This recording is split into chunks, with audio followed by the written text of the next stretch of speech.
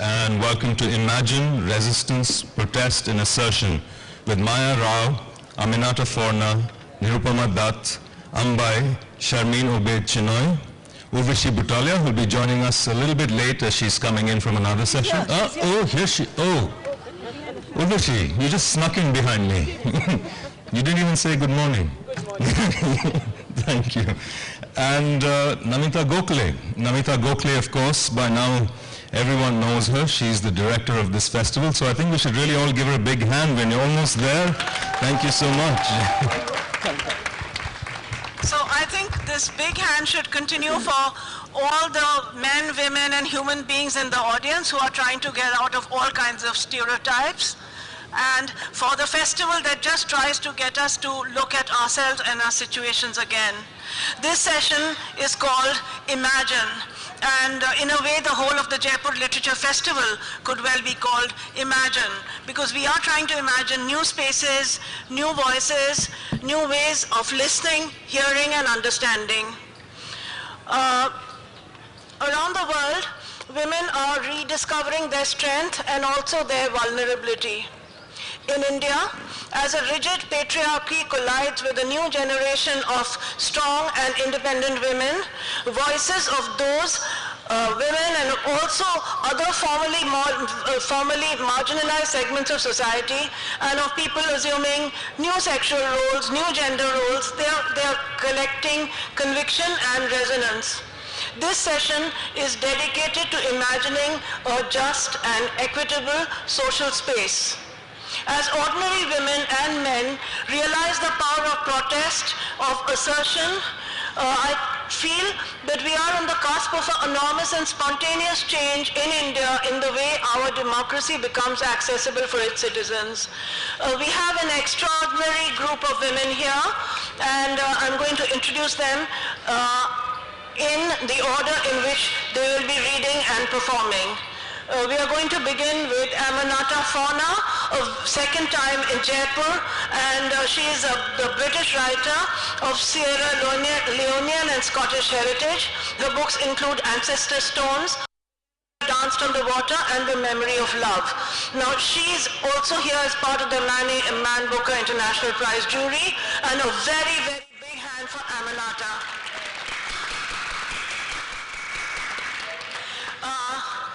Then there is, after her will be the writer and translator Nirupama Dutt, who has been a pillar of the Jaipur Literature Festival for many years. She is passionate and engaged about all that she does. Her gritty independence, her strong determined courage permeate both her life and writings. Her latest book is the much-acclaimed translation of Lal Singh Dill's memoirs and poetry into English. She'll also be reading, people are not necessarily reading their own work, but some inspirational work from some spread or the other. After that will be C.S. Lakshmi, who writes as Ambai and is a legendary Tamil feminist writer and the author of several acclaimed novels and collections of short stories. She is also the founder of Sparrow, which is the Sound and Picture Archives for Research on Women, which is a non-governmental organization for documenting and archiving the work of female writers and artists. She considers herself, quote unquote, a feminist who has lived without compromise. So claps for Ambai, claps for Nirupama.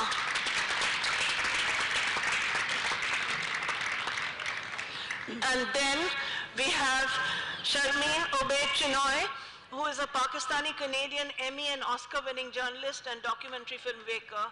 She won an Academy Award for her documentary, Saving Face, in 2012. She's not been feeling well, but she's dragged herself here. So a bigger clap for her to make her feel even better. And then to Urvashi Butalia, the iconic writer and publisher, co-founder of Kali, India's first feminist publishing house, and the director of Zuban Books India. A big clap. And if there is time left over, there's one voice waiting in the audience from Hindi, from Rajasthani, and we hope she's there too, Lata Sharma in the audience, if the time permits. Big clap for all in the audience, all here, and over to Aminata. Oh. I'm going to come back to talk about, because to be frank, if we can talk about one of the problems that we've encountered, I know Jaipur runs seamlessly and without any hitches and glitches, but just now there was a little CD problem. Maya was going to open the program, but now she's going to close it. And thank you for your accommodation, Maya. That's why the order got mixed up and I got confused. Please forgive me. We are going to conclude with a performance by Maya Krishna Rao. She is a theater performer, and I think she is going to electrify us all as she sums up with her body energy all the readings that come before her. So the last but the biggest clap for Maya.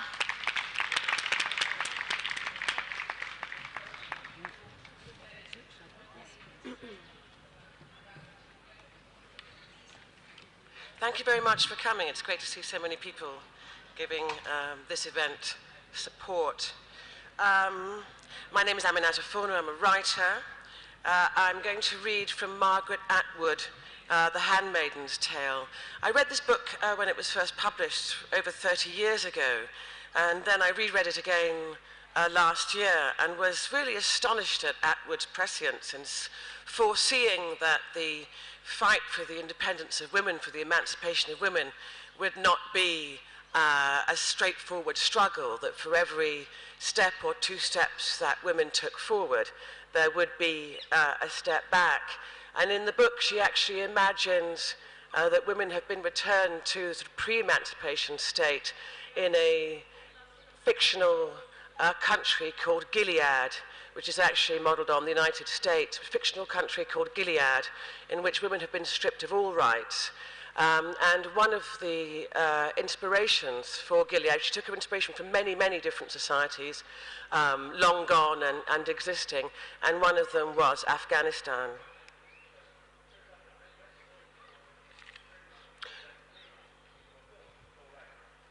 We turn the corner onto a main street where there's more traffic. Cars go by, black most of them, some grey and brown. There are other women with baskets, some in red, some in dull green of the Marthas, some in striped dresses, red and blue and green, and cheap and skimpy, that mark the women of the poorer men. Econo-wives, they're called. These women are not divided into functions. They have to do everything if they can. Sometimes there is a woman all in black, a widow. There used to be more of them, but they seem to be diminishing. You don't see the commanders' wives on the sidewalks, only in cars. The sidewalks here are cement. Like a child, I avoid stepping on the cracks. I'm remembering my feet on these sidewalks in the time before, and what I used to wear on them. Sometimes it was shoes for running with cushioned soles and breathing holes and stars of fluorescent fabric that reflected light in the darkness. Though I never ran at night, and in the daytime, only beside well-frequented roads. Women were not protected then. I remember the rules that were never spelled out, but that every woman knew. Don't open your door to a stranger, even if he says he's the police. Make him slide his ID under the door. Don't stop on the road to help a motorist pretending to be in trouble. Keep the locks on and keep going. If anyone whistles, don't turn to look. Don't go into a laundromat by yourself at night.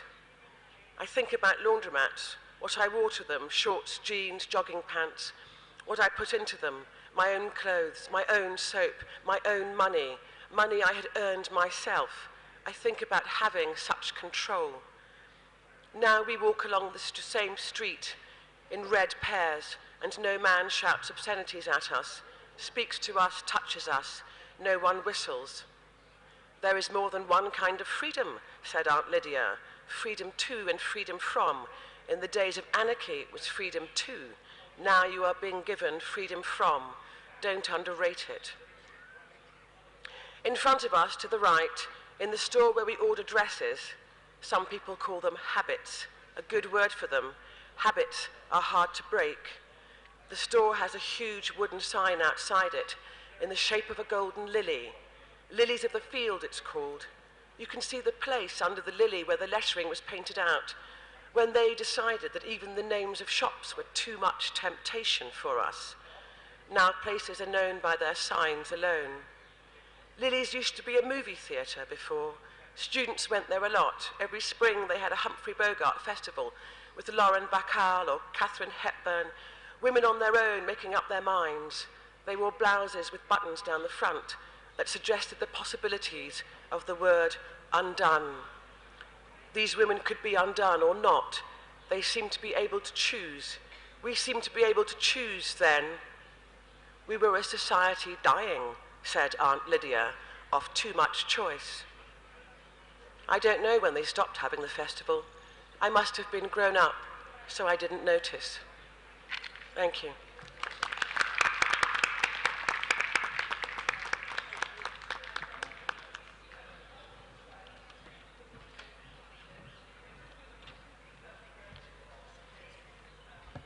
I come from Chandigarh and I bring poetry from there of the two struggles which are very much a part of Punjab, the struggle of the Dalits and the struggle of the women. I will first recite two short poems by Lal Singh Dil and then a few short poems of my own. Lal Singh Dil, the poem is called Words. Words have been uttered long before us and long after. Chop every tongue if you can, but the words have been uttered. I am such a bitch. Once in a while, that dusky woman bursts out in happiness and exclaims, I am such a bitch. And like me, she flings away much into the flaming ditch beneath the melting tar. Idols, books, her own shoe, the roof under construction, and bricks, bricks, and more bricks. And now on to a poem of my own. I'll first recite in English and then a poem in Punjabi. The poem is The Black Woman. The dreams of a black woman are very fair, and her truth pitch dark. She is born with a pain to which no color can be given.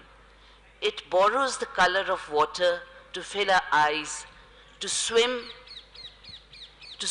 in the red wounds of her dark body, suppressing the scream of every black person. She turns darker still and lives a lie. The dreams of a black woman are very fair. She longs for a fair child. And now two poems in Punjabi, which many will understand if required, I'll just say. The first one is called The Bad Woman or The Wicked Woman. In Punjabi we call it Buri Aurat. What makes a Buri Aurat? A bad woman, you know, it is tongue in cheek. ਜੇ ਤੁਸੀਂ ਮੇਰੇ ਸ਼ਹਿਰ ਆਓਗੇ ਤੇ ਬੁਰੀਆਂ ਔਰਤਾਂ ਦੀ ਫਹਿਰਿਸਤ ਵਿੱਚ ਮੇਰਾ ਨਾਮ ਵੀ ਦਰਜ ਪਾਓਗੇ। ਮੇਰੇ ਕੋਲ ਉਹ ਸਭ ਕੁਝ ਹੈ ਜੋ ਇੱਕ ਬੁਰੀ ਔਰਤ ਕੋਲ ਹੋਣਾ ਬਹੁਤ ਲਾਜ਼ਮੀ ਹੁੰਦਾ ਹੈ। ਮੂੰਹ ਵਿੱਚ ਬਲਦੀ ਅੱਗ ਹੈ, ਦਿਲ ਧੜਕਦਾ ਹੈ, ਥਿਰਕਦੀ ਮੇਰੀ ਰਗ ਰਗ ਹੈ, ਹੱਥ ਵਿੱਚ ਛਲਕਦਾ ਜਾਮ ਹੈ, ਮੇਰਾ ਖਿਲੰਡਰੀ ਹਾਸਾ ਬੜਾ ਬਦਨਾਮ ਹੈ। ऊपर खुला आसमान, पैरां थले सड़क है, ऊपर खुला आसमान है, मेरे कोल सहन दा हौसला है, मेरे कोल कहन दा सामान है। If I'll just loosely translate it, if you come to my city, you will find my name listed in the roster of wicked women. I have all that it takes to be wicked. Flames find a home in my mouth. My heart beats and every nerve dances. There is a cup of life brimming over in my hands. I have the courage to suffer, and I have what it takes to talk about it. This is it. And the last poem, again I'll do it in Punjabi, and just I'll tell you, since people have been talking about women who like to drink in the evenings, I confess I'm one of them. So I will just, a little poem on how I spend the evening with friends and what we talk about. You know, contrary to the popular belief, a drink or two is not meant for some, you know, some, I don't know what kind of risque behavior. We talk, we share, we live. So this is called Aj Di Sham, the evening today. Aj Di Sham, मैं कुछ इस तरह बितावांगी, तेरे ख्यालां नू परे छड़, बस 2-4 दोस्तां नाल बैठ, रम दे 2 कुट लगावांगी, ते हल्की जही नशाई हो जावांगी। पहला तां गल्लां पंजाब तो ही चलणगियां, मर चुके ते बचे हुए दोस्तां दे परछावें दीवार ते चिपका एक कोलाज जिहा बनावांगे, नाले सुरजीत पात्र दी कोई दुख दी नज़म गुनगुनावांगे। कमरा जद यादां दे धुएं नाल भर जाएगा तां सिलसिला लोक गीतां वल वर जाएगा। लम्मे वालां वाली साडी ओ दोस्त जो अजकल कुमार विकल दी कवितावां विच पाई जांदी है, मोह पिज्जा एक लोक गीत सुनाएगी ते फिर मेरी वारी आएगी। आज मैं सब नूं खूब हसावांगी, कईयां दियां नकलां लावांगी, नाले अंग्रेज़ां बारे एक फाश चुटकुला सुनावांगी। ठहाके ला ला सब थक जाणगे ते मेरे सूफी दोस्त अक जाणगे। कमल तिवारी तंबाकू दा पान लगाएगा, अपनी परमजीत तू चाह दी एक होर प्याली बनवाएगा, तां जाके किते ओ पंकज मलिक दा गीत सुनाएगा। कमरा उहदे सुरां नाल महक जाएगा ते ओ आप थोड़ा जिहा बहक जाएगा। बहके हुए पलां दा फायदा मैं उठावांगी ते कदी ना खेडे जाण वाले नाटक दी नायिका बन जावांगी। Thank you.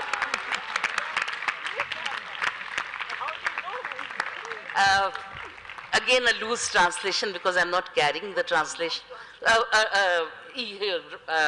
on the spot translation. This evening I will sit with 2 or 3 friends and have 2 gulps of rum and turn just a little bit tipsy. Then we will start talking. We will start talking about Punjab, and on the wall we'll make a collage of friends living and dead, and hum a poem by Surjit Patar.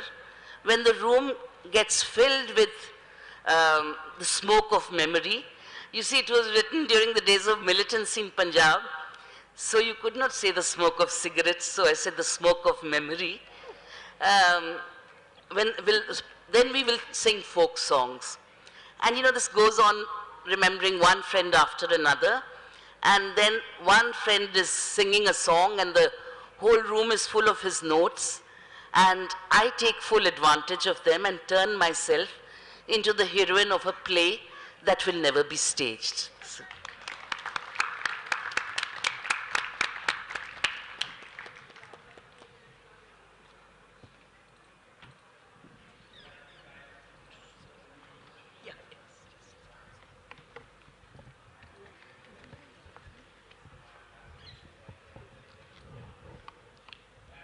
Thank you.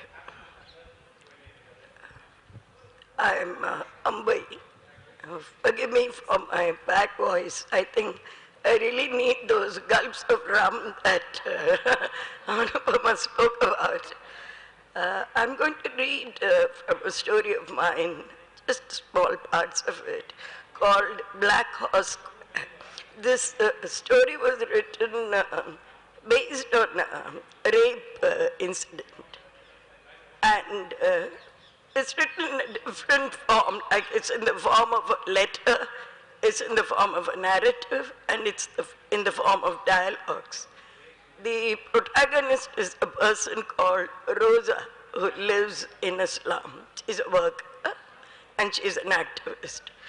And she's the person who has been raped by the police while in police custody. And her husband was earlier, he died in police custody. And I'm just taking small parts because the story is about how this incident provokes many women's groups to come together and how it takes time for this girl to relate to these groups because she feels that these groups can never understand what has happened to her.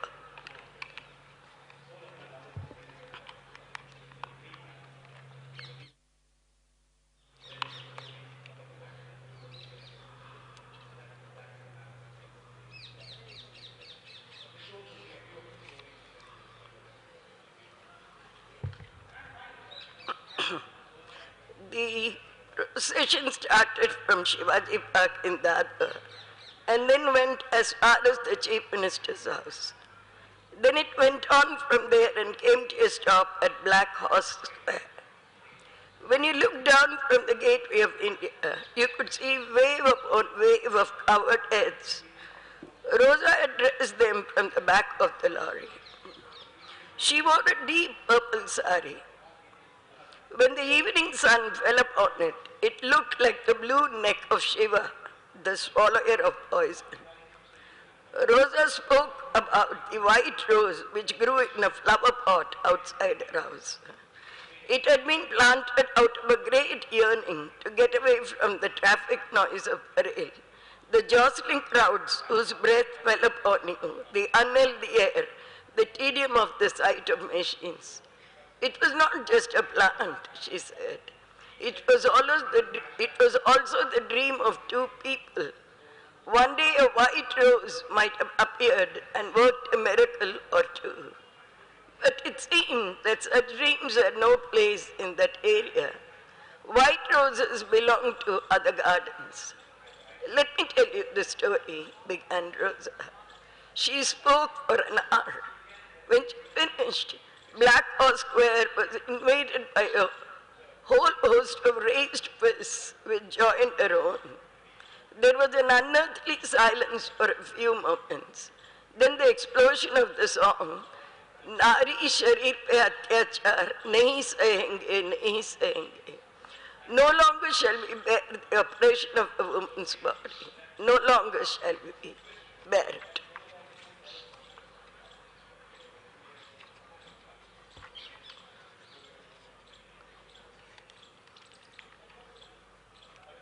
The Indian Express gave it prominence as front page news.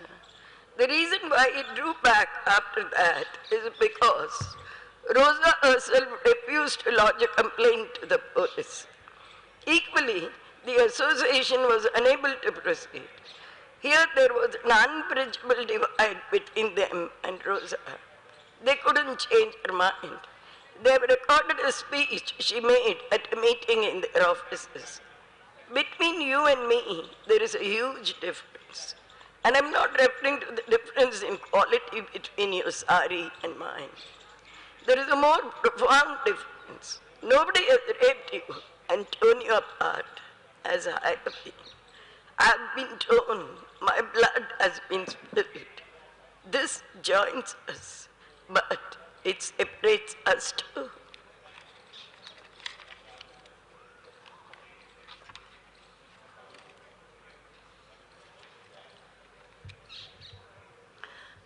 Once again, let me come back to Rosa. She made no preparations for a speech that day. I believe that there is a fount of words which springs from the very navel of those who have been crushed underfoot. I used to think it was there in your writing. How wrong I was. For either you or me to possess it, a different ardor must be within us. Its many tongues lapping about us and licking up our skin. She spoke in very simple Marathi, without any gilt or ornamentation. And she got the best possible applause from Meena Arora. Meena was scheduled to speak after her, but all she could do was to look at the crowd for a full minute and burst into tears. She could not have spoken to better effect. When we had asked the TV studios to cover the demonstration, that Gopal Sharma had said, oh yes, we'll cover it, but it will have to be without sound. We'll do the commentary. Who knows what you women are likely to say? I think Meena overcame his ploy with the tears. In whatever direction he turned the TV camera, there were women weeping. All he could do was to cut it all out immediately. These are the people I really want to hit, the ones who will crawl when told to sit. This demonstration brought together people who differed from each other in so many ways. We were held together in a bond of enthusiasm, a deep ardor, an overflowing of extraordinary happiness. That force is still with us. When we return to the everyday, we'll surely feel some pinpricks. But they will only be pinpricks, not iron doors. Rosa not only gave us the cause for an important struggle, she let in a great breath of air which broke down fences and opened doors and windows in a single gust. I cannot speak about the inspiration of that breath. This report is a mere bundle of words. If somewhere among these words you can find a life thread, grasp hold of it. It must be there somewhere, surely, breathing life. Let it be the first syllable of a new language. Let it be there, mixed with Rosa's warm breath. Thank you.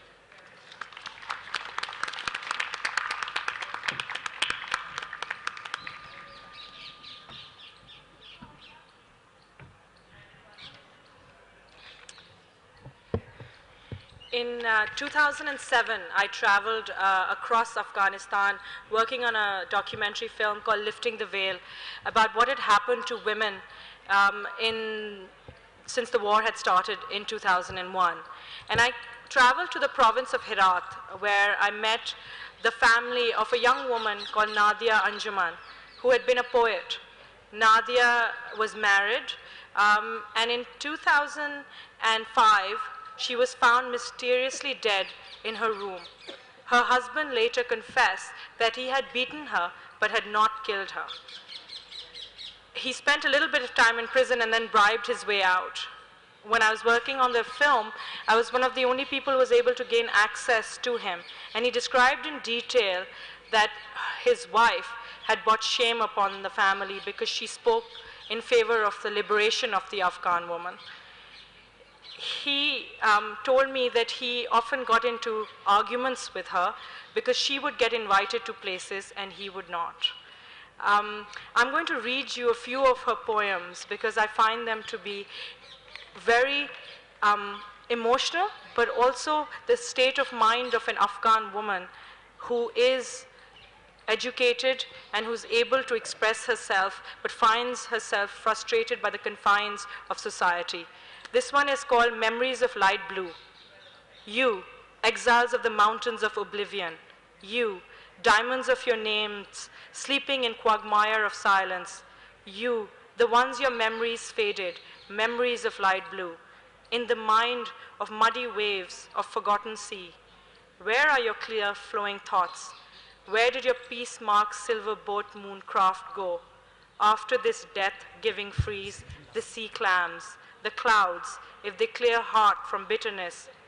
If daughter of moonlight brings kindness, induces smiles, if the mountain softens heart, grows green, and turns fruitful, one of your names above the mountain peaks will become the sun. Sunrise of your memories, memories of light blue. In the eyes of tired of floodwater fish and scared of rain and darkness, will it become a sign of hope. A poem she wrote just before she died was called Caged Bird. I am caged in this corner, full of melancholy and sorrow. My wings are closed and I cannot fly. I am an Afghan woman and so must wail.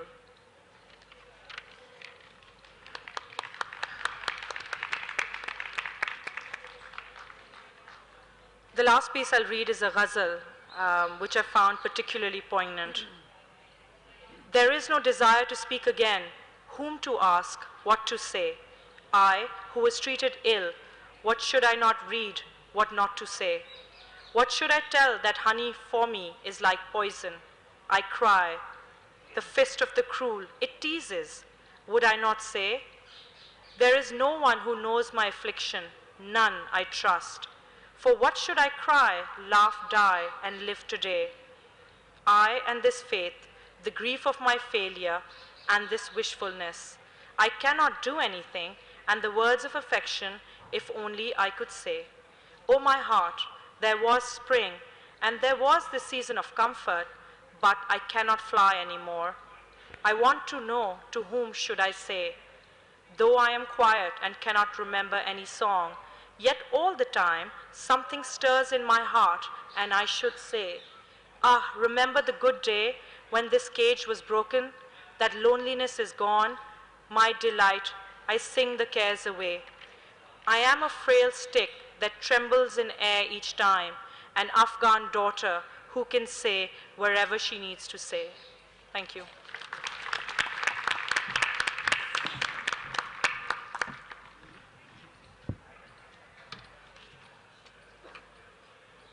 Ladies and gentlemen, I'm going to read you a piece written by a woman called Sohelia Abdulali in 1983.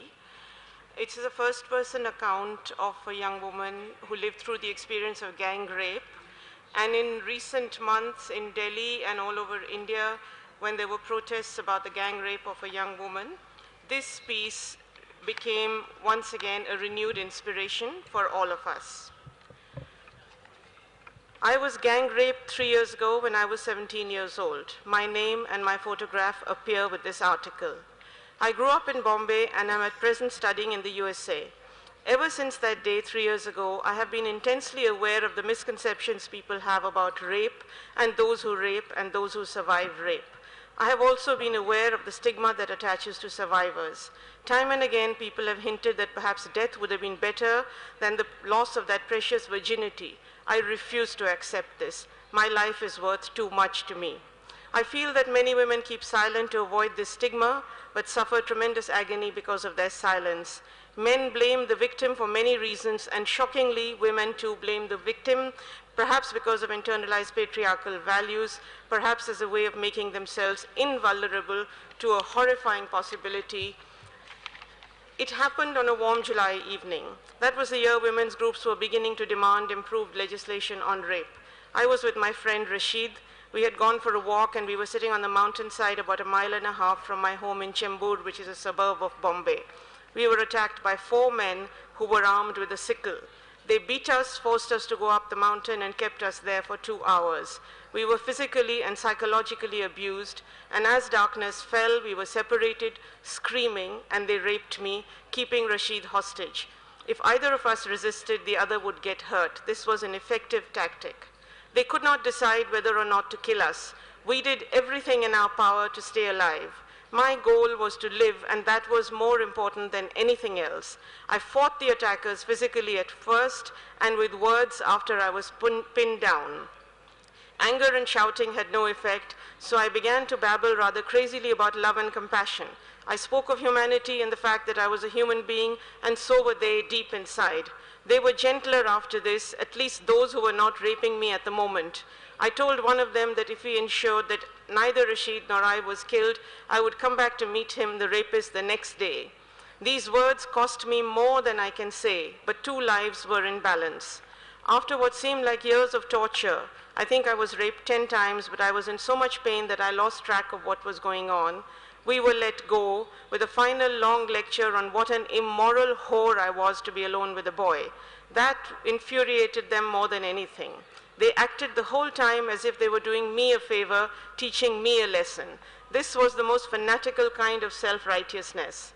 They took us down the mountain and we stumbled onto a dark road, clinging to each other and walking unsteadily. They followed us for a while, brandishing the sickle, and that was perhaps the worst part of all. Escape was so near, yet death hung over us. Finally, we got home, broken, bruised, shattered. It was such an incredible feeling to let go, to stop bargaining for our lives and weighing every word, because we knew the price of angering them was a sickle in the stomach. Relief flooded into our bones and out of our eyes, and we literally collapsed into hysterical howling.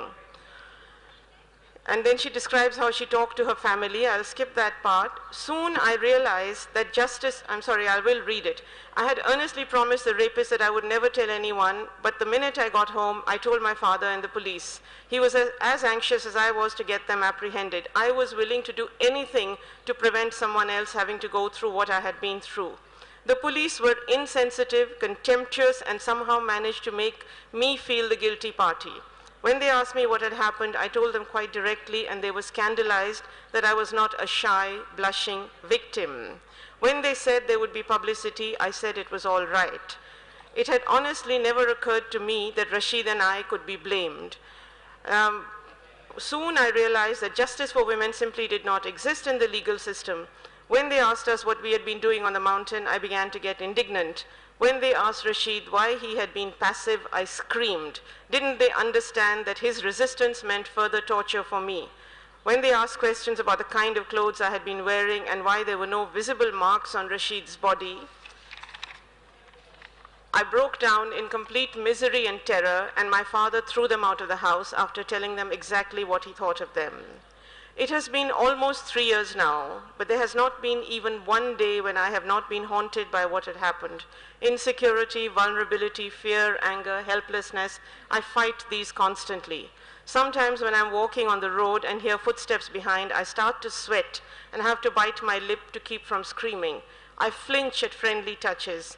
I can't bear tight scarves that feel like hands around my throat. I flinch at a certain look that comes into men's eyes. That look is there so often. Yet in so many ways, I feel I'm a stronger person now. I appreciate my life more than ever. Every day is a gift. I fought for my life and I won. No negative reaction can stop me feeling that this is positive. I do not hate men. It is too easy a thing to do. Many men are victims of different kinds of oppression. It is patriarchy I hate, and that incredible tissues of lies that say men are superior to women, men have rights which women should not have, men are our rightful conquerors. I am exultant at being alive. Being raped was terrible beyond words, but I think being alive is more important. When a woman is denied the right to feel this, there is something very wrong in our value system. When someone is mugged and allows herself to be beaten in order to survive, no one thinks she's guilty of willing consent to be beaten. In the case of rape, a woman is asked why she let them do it, why she did not resist, whether she enjoyed it. Rape is not specific to any group of women, nor are rapists a particular group of men. A rapist could be a brutal madman or the boy next door or the too friendly uncle. Let us stop treating rape as a problem of other women. Let us acknowledge its universality and come to a better understanding of it. I am a survivor. I did not ask to be raped. I did not enjoy it. It was the worst torture I have ever known. Rape is not the woman's fault, ever. This article is one contribution towards exploding the silence and the comfortable myths which we build up to convince ourselves that we are not potential victims, thus consigning actual victims to the most agonizing isolation a human being can know. Thank you.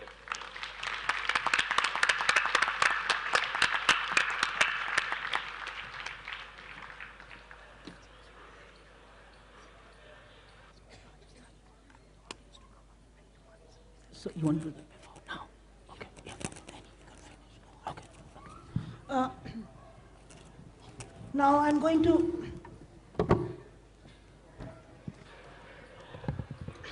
after Urvashi's very moving and true account of what happens to women in this country, this session would not be complete without one voice from Rajasthan, and we have Lata Sharma ji from Kota coming to read a brief poem before we hand over the stage to Maya.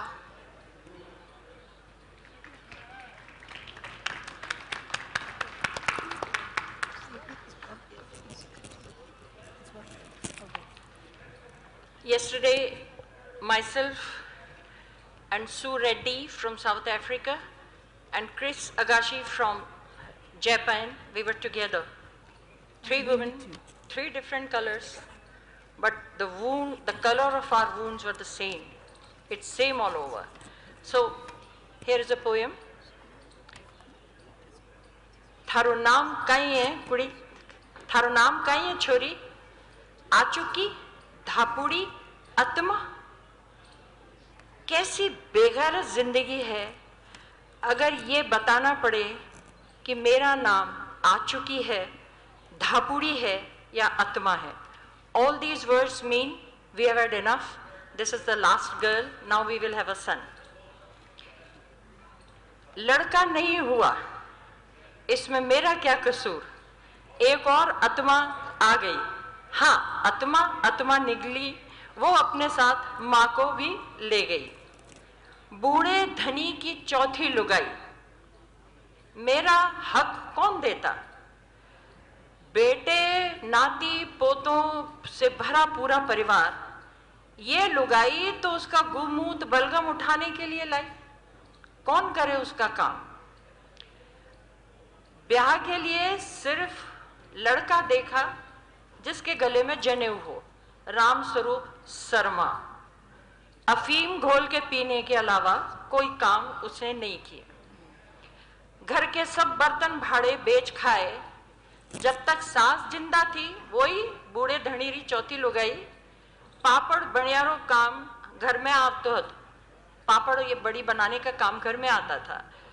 वो नहीं रही तो पड़ोसी भी रूठ गए। आती पूनम को ननकमर बायरा ब्याह छे, गड़ी में आवजो। एक न्योता आता है कि पूनम को ब्याह है, आप आना। कल रात रामस्वरूप शर्मा तो शांत हो गए, हाल में रांड हो गई। मैं विधवा हूं। राणा ने कोई ना बुलाया खाने में, विधवाओं को कोई नहीं बुलाता खाने के लिए, पर कहीं करा पेटरी भूख भी तो एक बहुत बड़ो सवाल छे। नाइन चावल गुड़ दे गई मने, हल्दी री गांठ भी थी। एक चावल खायो, थोड़ो सो गुड़ लियो, कतरा मीठा लागे है। पेट में जो बगुला उठता था थोड़ा शांत हो गया। मैं उठी, मैंने कपड़ा बदला, नया लाल चूड़ा पहना, बोरला बांधा, सुहागन रो स्वांग रचा, गड़ी की ओर चल दी। मैंने 1 जून खाना चाहिए जाए, पन चाहिए जाए। विधवा सधवा खाना तो चाहिए ही। This was a poem about a Rajasthani woman. Achuki, Dhapudi, Atma, these are the names. Thank you very much. No.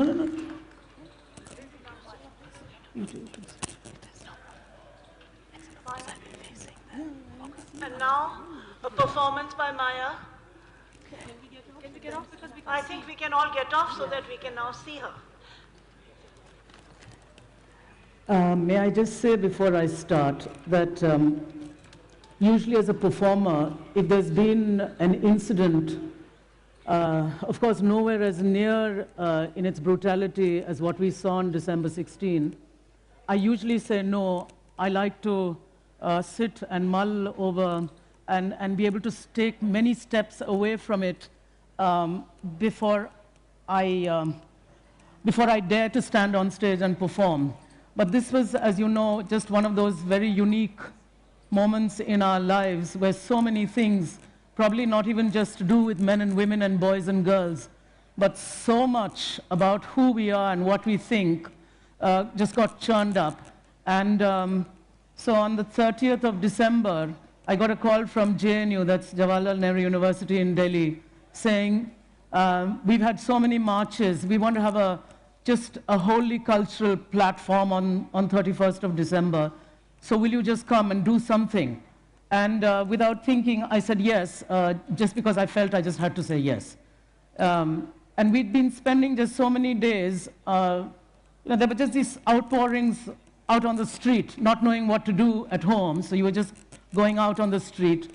And I just want to share this with you, for those of you who don't live in Delhi, to just see these boys and girls who've never marched up and down India Gate. There's India Gate at one end and Rashtrapati Bhavan at the other. And they're just marching up and down without any program, any agenda, not even a slogan. They made up their own, which just went on, we want justice, like some kind of, in a trance. And there were women's organizations and older women and everybody behind them. And these people just went up and down and we were just going with them. For me, it was really, it did transform me in some ways, so that when I got that call on 30th December, I had no idea what I would do. I did download a beat from YouTube, which of course I've been very careful to put away for this moment because I can't use something from YouTube, though I have to say, for me, that's what I'm connected with. And I had to, in the last 2 days, get a friend to make up another backtrack, which is here now. So this is, and I've tried to recreate, a friend of mine shot what I was doing, and I am only recreating that.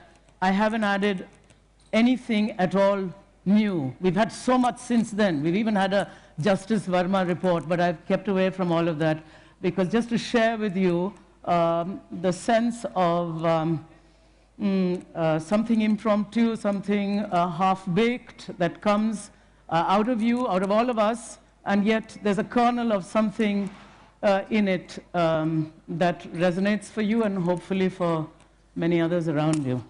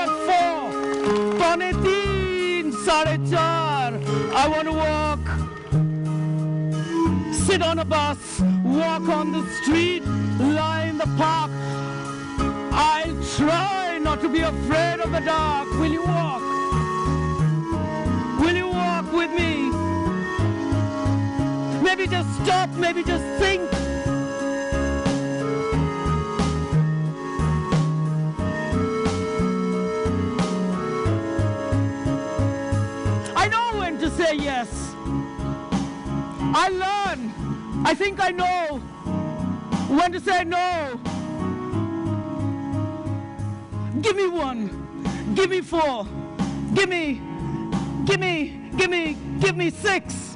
Give me 6 certified convictions. 2012. Only one convicted. Give me 634.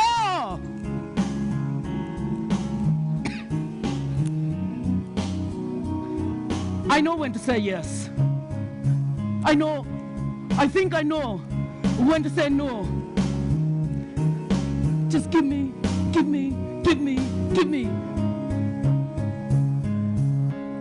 I'll hold my own lamp if you like. On 22,000 streets that the police commissioner says today are not lit in Delhi, I'll hold my own lamp. I'll walk. I'll sit on a bus. I'll lie in the park. I'll try not to be afraid of the dark. Just give me a cop who listens to what I say to him. Just give me a book so that when I speak, he will write what I say to him. And if perchance I cannot say, and he saw, will he write in that book what he saw? Give me that cop. Give me that law that will just let me live, give, live. Let me live free. And just give me a minister that will try not to turn his back on me. Just give me.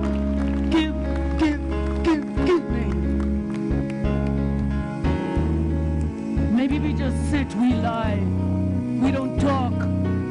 Maybe we just think.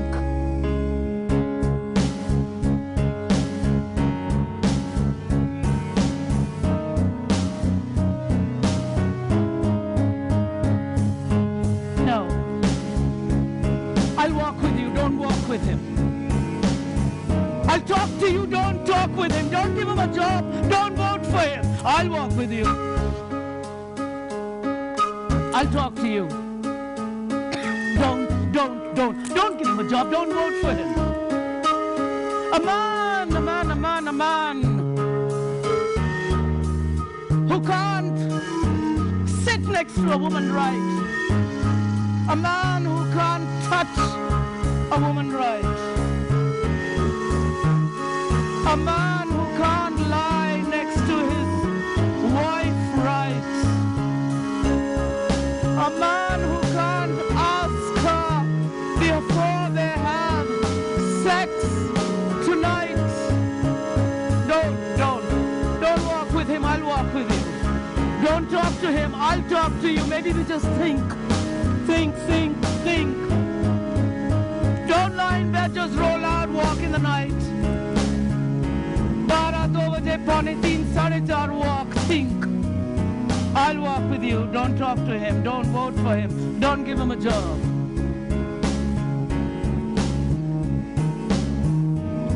Give me a mother.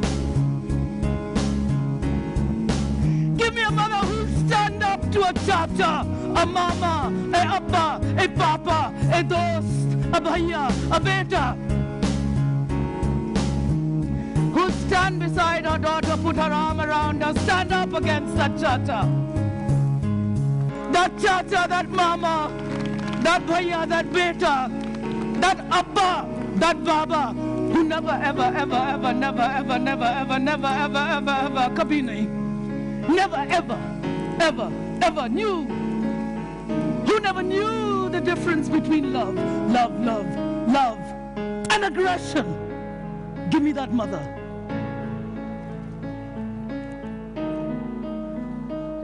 I'll walk with you, I'll talk with you.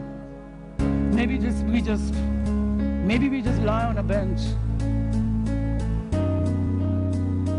Maybe we just gaze up at the stars. Because if you look up at the stars, maybe you hear a little whisper. A whisper that says,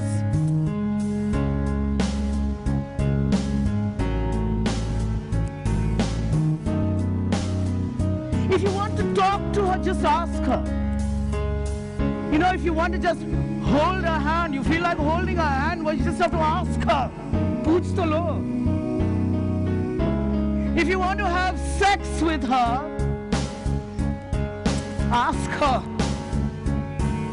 And tomorrow if they say, marry her, shadi kar lo bhaiya, beta shadi kar lo. Arey bhaiya, first, just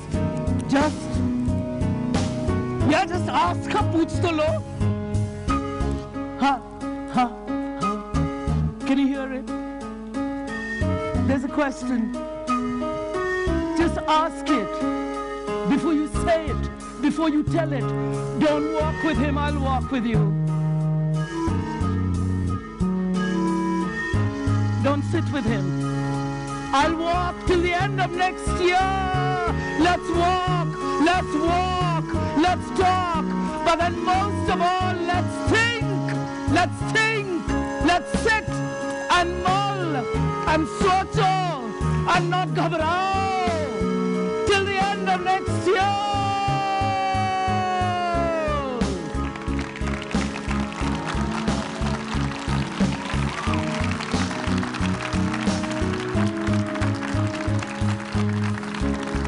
I'll walk with you.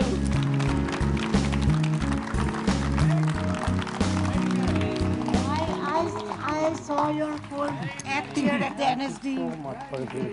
At the NSD festival. Very well done. You did it. Of course.